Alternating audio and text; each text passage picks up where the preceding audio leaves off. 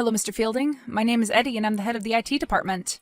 I wanted to send you a warm welcome to our company. I look forward to working with you, and you can contact me at this number anytime. Thanks so much, Eddie, and you can call me Jeff. I've heard a lot of good things about you. You keep your department running very smoothly. Thank you, sir. We have a great group here.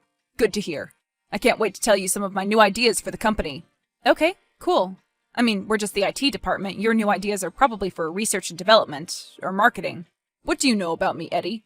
Not a lot. I know you went to Princeton. Yes, I did, and I'm an extremely hands-on boss. I like to get involved with every department, and I think I have some ideas that will really help you increase your workflow. Okay. Do you know a lot about IT? No, but how difficult can it be? It's just computers, right? I know a lot about business management, though, from Princeton. Great. It's very nice to meet you. Our new boss is a total and complete moron. Hi, Eddie. What did he do now?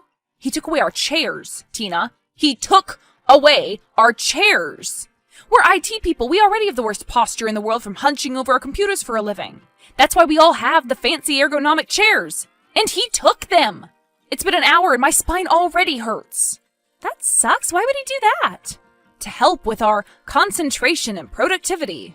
I tried to tell him that standing would not make us more productive, and we didn't need to be more productive because we always finish our cases on time. But he would not listen to me. He just went off about how if we stand all day, we'll strengthen our core, which will improve our health, which will blah, blah, blah. Wow. And I thought my department was angry. What did he do to you guys? He looked at our new logo designs for the TV dinner campaign, and he wants us to start over. He said that he read somewhere that consumers don't like sharp edges. Everything has to be round because it's more subconsciously pleasing. I asked him where he heard that from, but he doesn't remember. He just believes it's real, so we have to redo all the designs. Shoot me now. I'm so sorry, but at least you have chairs. Did you know this is his first job? I think he did an internship or something, but this is his first real job, and he already thinks he's God's gift to the corporate world or something. He wouldn't have even gotten this position if he didn't have Princeton on his diploma. Oh, and doesn't he love to shove that in our faces? I almost want to start a department-wide drinking game. Take a shot every time he mentions Princeton. You can get hammered before lunch. Speaking of, want to check out that new deli today? Sure, I'll meet you downstairs at noon. Hello, Eddie. Did you forget something? Hi, sir. No, I don't think so.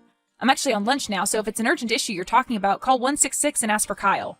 This isn't about tech issues. This is about employee issues. What's wrong? You left the premises for lunch, and yet your office account says away. Yes, because I am away. No, you're out. Didn't you listen during my PowerPoint this morning? We have a system, and we need to follow that system exactly. Available means you're at your computer and ready to help. Away means that you're away from the computer but still in the office. And out means you're out of the building, which is where you are right now. Which is why you need to come back here and change your status before you can leave again. We're already on the road. I'll do it next time, I promise. No, rules are there for a reason. You need to turn that car right around and go back to your computer. To change my status icon, I'll just have Kyle do it for me. No. Remember my PowerPoint slide about coworker confidentiality? Kyle can't touch your computer without your written permission. Okay, I'll follow the rules, but I'm not turning around. We only have an hour lunch and I don't want to waste it. I'll email Kyle my permission and then he'll get on my computer and change my status. Will that work? Yes, I guess it will. Great, doing it now. But I will be making a note of this on your record. You've already wasted 4 minutes with the wrong status, and by the time Kyle fixes the problem, it will be at least 5. Enjoy your lunch. Hello, Eddie. How is your day going? I hope you're having a pleasant, productive day. Can I help you with something? Yes, I had an idea. Last night I was watching a TED Talk about common stereotypes, and do you know the most famous stereotype about IT professionals? That we're virgins? Please don't speak like that. I don't want to report you to HR. I didn't mean anything by it. I just thought that was the most famous IT stereotype. Haven't you heard that before? I'm not comfortable answering that question. And no, the most common stereotype about IT professionals is that the first question they always ask their customers is, did you try turning it on and off? We do ask that a lot. You'd be surprised how many times it's actually worked. I'd say at least 20% of our calls. Yep, well, I hope you're aware of the negative stigma attached to all forms of stereotyping. I don't want any of our staff and customers to be offended. Like I learned in Princeton, office unity breaks down if even one worker is offended. So I'm going to ask you and everyone in your department to refrain from asking that question. Seriously? But it works. We ask that question for a reason. I'm sure you can find a suitable workaround. This is the only question we're not allowed to ask? Yes. Okay, we will never ask that question ever again. We'll just use synonyms, right? There's nothing wrong with that. I guess that will be fine. Great. You haven't responded to my email, so I'm texting instead. No one in your department is registered for the new security program. The mandatory security program. Right, so it's mandatory for everyone in the office. Yes. So we're already registered in it. Yes. So we don't need to register again. You're being argumentative. When I was at Princeton, we learned to never engage in such discussions. Please go down to the HR department and give them your fingerprints. We already have all our fingerprint cards on file. I don't know if you know this, but our whole floor already has added security measures because of all the expensive equipment we use.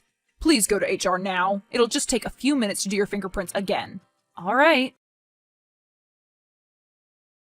I noticed that you and your staff are getting your new fingerprint cards right now. Yes, as you requested. And yet all of your computers still say available. Shouldn't they all be away? Yes, we have made a mistake. I apologize. I'll be making a note on your records. I want to scream. Idiot Jeff strikes again? He demanded that my entire department drop what we're doing to get fingerprint cards that we don't need. And then, when we did what he said, he reprimanded us for not changing our statuses for the 5 minutes we were away from our chairless desks. Wow, he couldn't be a bigger jerkwad if he tried. But what do you mean by reprimanded? He made another note on our records. Sounds like my junior high principal. Yes, but you know that our records dictate when we can get raises and how much we get with our year-end bonuses. Every time he finds some petty way to complain, he's taking away money from our paychecks. Really? I didn't realize that. I've already gotten 4 notes. 2 of them were about my hair scrunchies. I guess you won't be buying that end-of-year jacuzzi after all. Shut up. What are we going to do about this guy? He's making our office so much worse. I don't know, man. Keep your head down. Just keep doing your job. That's what I'm trying to do. But I'm nervous about all these weird security changes he wants to make. Oh, I wasn't paying attention during his presentation. It didn't seem that bad, though. The automatic locks, the 3-step check-in process. He's turning our building into a prison. Do you really think he'd lock us in here? I wouldn't put it past him, especially for my department. What do you mean? Do you feel like he's singling you guys out? Oh, yeah. Me specifically. I've been very good about holding my tongue when he comes up with some idiotic plan to improve things. But I've also been finding workarounds for all his ideas. He banned chairs from our floor, so I ordered beanbags for everyone. He wants us to log all our work in 2 different systems, so I just downloaded a software that duplicates everything. The only thing I haven't figured out is how to mess with his out versus away status nonsense. And it's so easy to forget to change your status when you run off to the bathroom or something. Exactly. But maybe don't try to figure that one out. It's probably better to get back on his good side. Yeah, you're probably right.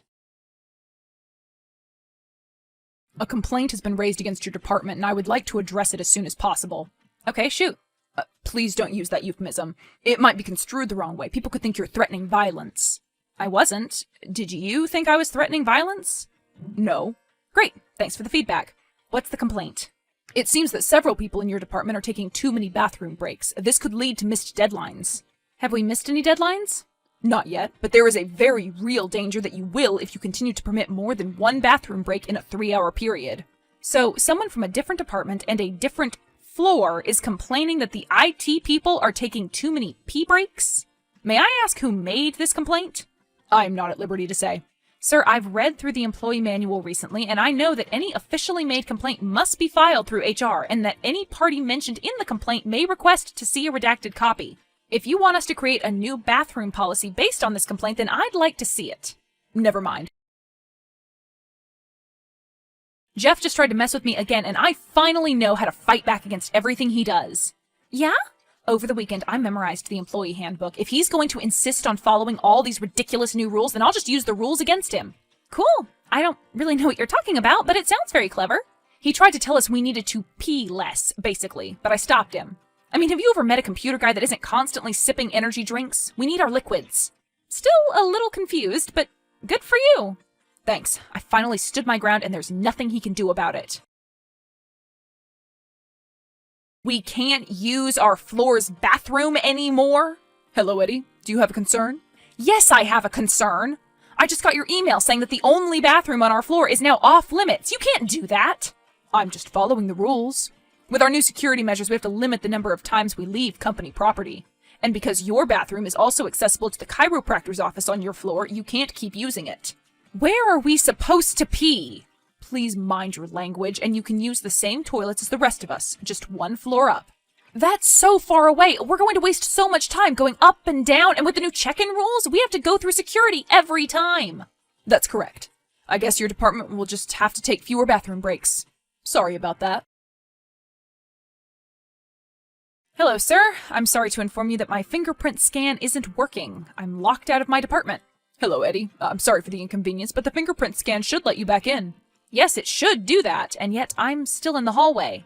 Normally I'd knock on the door and have someone let me in, but you also created a policy against knocking. So with an abundance of caution, I wanted to let you know that I will be unable to do my job until someone comes and fixes the door. I see. Well, in this instance, I think you can just knock. It's not your fault that the scanner isn't working.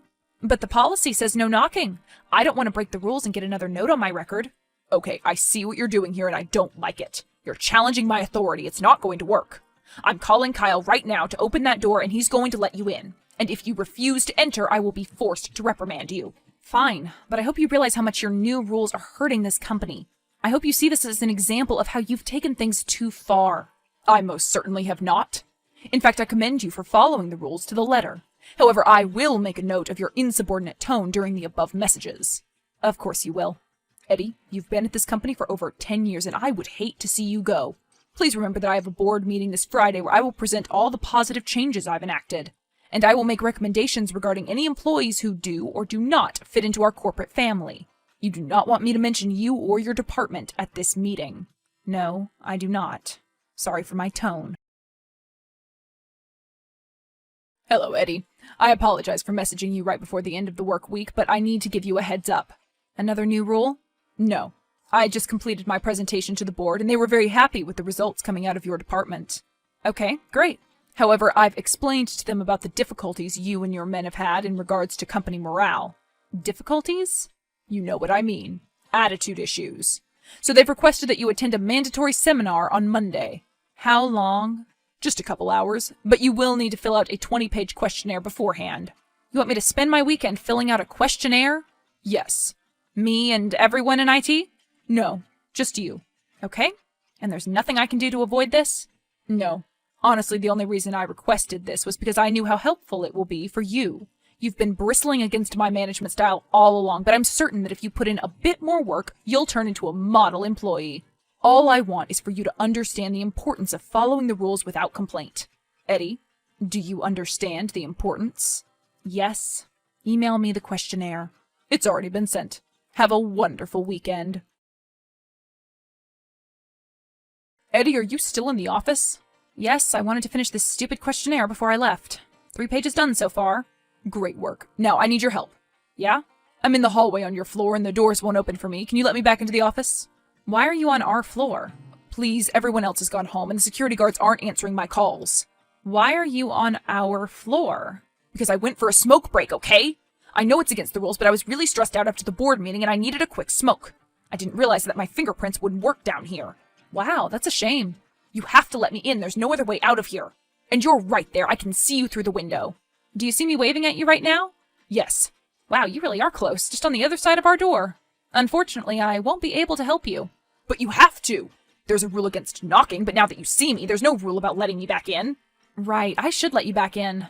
Unfortunately, your computer says that you're available, which means that you're at your desk right now. So the person in the hallway is clearly not you. If you had followed the rules and changed your status, you wouldn't be in this situation right now.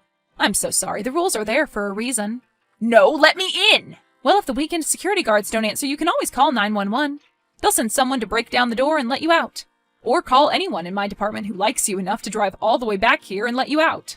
I'm sure they all love you and the positive changes you've made in our lives. But on the off chance that you've alienated all my staff, you might have to wait there until our regular security guards come back. On Monday. Have a great weekend. I went home right after that, leaving Jeff alone in that hallway. He waited there for 6 hours before he finally got up the nerve to call 911. They had to break down the door to let him out. Of course, the board of directors were not happy. They got rid of the new security system, and they got rid of Jeff, replacing him with a new boss named Kathy who isn't as hands-on. Thank God. During his big goodbye party, Jeff said it was a mutual decision to leave the company. But we all know it was because he'd created a work environment where everyone in the company hated him with a fiery passion. He works at Google now.